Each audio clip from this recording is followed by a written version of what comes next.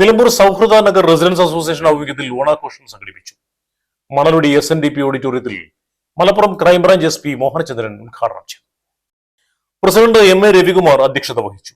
Ward councillor Mary's Shibu മുഖ്യപ്രഭാഷണം നടത്തി.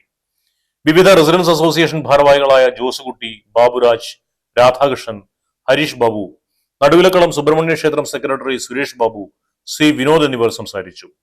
സൗഹൃദ Nagar general secretary B Haridas സ്വാഗതവും വൈസ് പ്രസിഡന്റ് ഗൗരിദാസ് നന്ദിയും പറഞ്ഞു.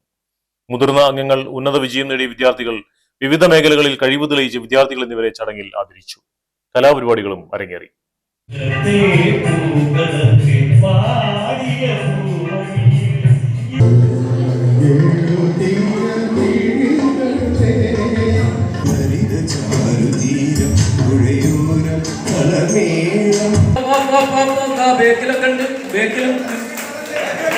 അവിടെ മുന്നിൽ തിരക്കൂട്ടുന്ന ബേക്കിലുണ്ട്.